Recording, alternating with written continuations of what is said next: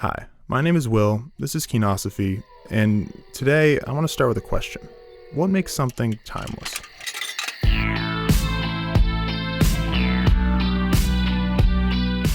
The Merriam-Webster dictionary defines timeless as not restricted to a time or date. For a film to be classified as timeless, then it must feel somewhat removed from a time period. Nicholas Refn's masterpiece Drive is a great example of a timeless classic. This film is very simple. It is about a getaway driver who falls in love and will do anything for Irene. But we see the main character struggling with the fact that he can never be with Irene because of who he is, a monster. What categorizes this film as a timeless classic is its music. The music uses elements from the 80s and combines it with contemporary film scoring techniques to ensure that Drive will endure the test of time. Originally, Drive's soundtrack was going to be entirely crafted by Johnny Jewel, the producer of bands like Desire, Chromatics, and Glass Candy. Ultimately, the studio decided to use only 2 songs produced by Jewel, those being Chromatics' Tick of the Clock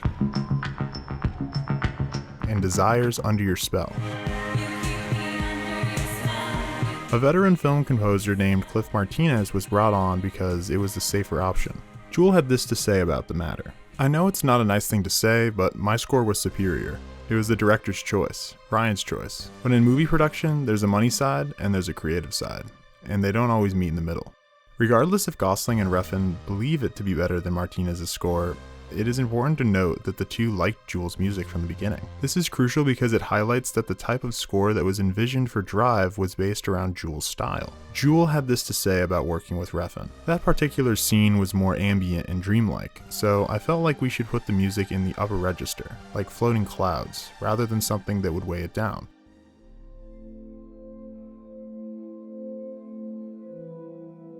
The keyword in this quote is ambient, because this also perfectly describes Martinez's style and work. The minimalism and ambience present in Jewel's score remained a huge factor in Martinez's score because it was also an integral part of his style as a composer. Martinez uses 80s sounds like the classic synthesizer plugins and drum machines, but brings his unique ambient style to allow for a mix of the old with the new. In an interview, Martinez speaks about how he got some of these awesome ambient textures. One of the first instruments that I recorded was wind chimes, some great big wind chimes. They're about that big. And I recorded those in 3 channels, and I remember spinning them around and slowing them down, and that became one of the main ambient textures. Calling it texture instead of tone is important in understanding how Cliff Martinez didn't want the music to take over. Unlike melodies, textures of sound are there to add depth to something, not to overtake.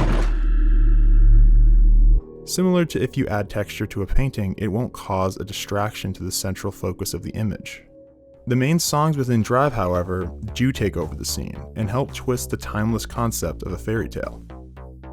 A Real Hero is a great example of how the music of Drive isn't simply an 80s nostalgia bait film, but instead, the song uses elements of the old to create something new. This song is one of the staples of Drive, with its gripping synth arpeggios and angelic echoing voices that sing.